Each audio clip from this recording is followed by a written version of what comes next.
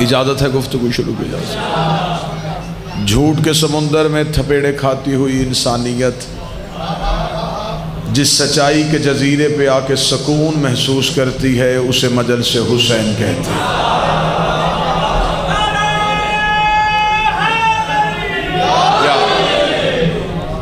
اس نفسہ نفسی کے دور میں، اس افراتفری کے عالم میں سسکتی، تڑپتی اور بلکتی ہوئی انسانیت جس گھر میں آ کے پرسکون ہو جاتی ہے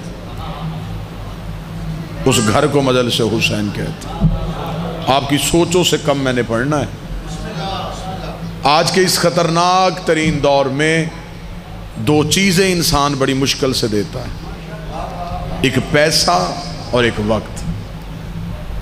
دو چیزیں انسان وہاں دیتا ہے جہاں سے اسے فائدہ ملتا ہو، پیسہ بھی وہاں دیتا ہے جہاں سے فائدہ ملتا ہو، وقت بھی وہاں دیتا ہے جہاں سے۔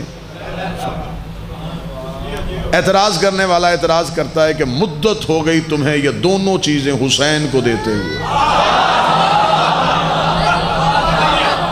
وقت حسین کو، پیسہ حسین کے نام پہ، سبیلیں حسین کے نام پہ، مجلس حسین کے نام پہ، لنگر حسین کے نام پہ، نیاز حسین کے نام پہ۔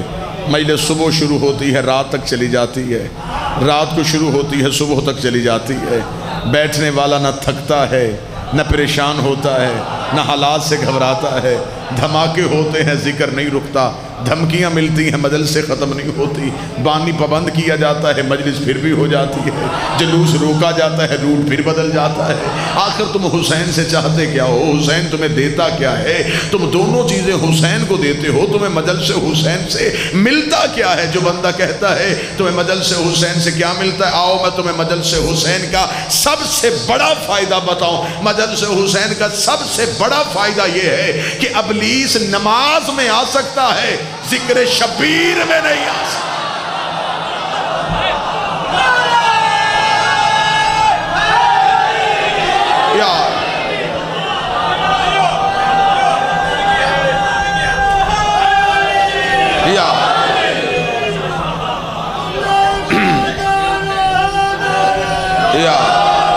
یہاں جتنی دیر بیٹھو گے حسین کے پہرے میں بیٹھو گے۔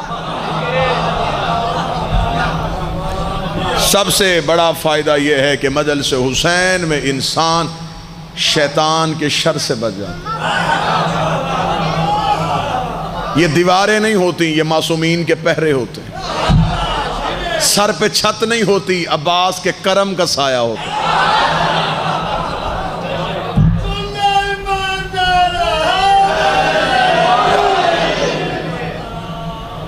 یہ واحد بادشاہ کائنات کا حسین ابن علی جو اپنے دربار میں سب کو ایک کر کے بٹھا دیتا ہے۔ بسم اللہ۔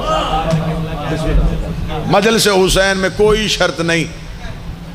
بانی مجلس دروازے پہ جو بندے کھڑے کرتے ہیں وہ جسموں کی تلاشیاں لیتے ہیں، عقیدوں کی نہیں لیتے۔ کوئی نہیں پوچھتا تیرا مسلک کیا ہے، تیرا فرقہ کیا ہے، اہل سنت ہو آ جاؤ، اہل حدیث ہو آ جاؤ۔ بارگاہ کا گیٹ نہیں کھلتا، حسین بازو پھیلا کے کھڑا ہو جاتا۔ مرزا بھٹیاں والو، حسین آج بھی چاہتا ہے کوئی حر بننا چاہے تو آ جائے۔ حسین آج بھی حر بناتا ہے۔ مجلس حسین میں کوئی شرط نہیں ہے کہ آگے امیر بیٹھیں، پیچھے غریب بیٹھیں، اگلی صفوں میں پڑھے لکھے بٹھاؤ، پچھلی صفوں پہ ان پڑھ بٹھاؤ، بزرگوں کو آگے کر دو، بچوں کو باہر نکال دو۔ حسین کے دربار میں یہ فرق ہے ہی نہیں۔ یہاں پڑھے لکھے کے ساتھ جڑ کے ان پڑھ بیٹھ جاتا ہے، امیر کے پہلو میں آ کے غریب بیٹھ جاتا ہے۔ امیر کو امیری پہ ناز کوئی نہیں ہوتا، غریب کو غربت پہ شرمندگی کوئی نہیں ہوتا، پڑھے لکھے کو علم پہ تکبر کوئی نہیں ہوتا، ان پڑھ کو اپنی جہالت پہ پشیمانی کوئی نہیں ہوتی، کیونکہ حسین اپنے دروازے پہ آ کے تم سے دنیا کے عہدے پوچھتا ہی نہیں۔ حسین نہ تم سے ذات پوچھتا ہے، حسین نہ تم سے نسل پوچھتا ہے، حسین یہ پوچھتا ہی نہیں تیرا عہدہ کیا ہے، تیرا رتبہ کیا ہے، تو زمانے میں مقام کیا رکھتا ہے، تو ڈاکٹر ہے، پروفیسر ہے، انجینئر ہے، منسٹر ہے، MNA ہے، اس دروازے کے باہر ہے۔ جو ہی تو حسین کے گھر میں آ گیا، اب تیرے پاس دنیا کا کوئی عہدہ نہیں، اب تیرے پاس ایک ہی عہدہ ہے، تو عزادار حسین ہے، تو وہی پیال محمد ہے، کیونکہ اس دروازے پہ آ کے اپنا عہدہ بتانا کفر سمجھا جاتا ہے۔ میں دلیل دیتا ہوں، اس دروازے پہ ایک آیا تھا، اس کے پاس عہدہ سید الملائکہ تھا، رتبہ افضل الملائکہ تھا، لیکن جب اس نے دروازے پہ دستک دی، اندر کھڑی فضہ نے پوچھا کون ہے؟ اس نے کہا انا خیاط الحسنین، میں حسنین کا درزی ہوں۔ فضہ نے کہا جبریل روز اسی دروازے پہ آتا ہے، میں تیرے لہجے سے واقف ہوں، مجھے جبریل بن کے تعارف کروا۔ جبریل نے کہا فضہ تجھے نہیں پتا، اس دروازے پہ آ کے اپنے عہدے نہیں بتائے جاتے، جو یہ عطا کرے وہ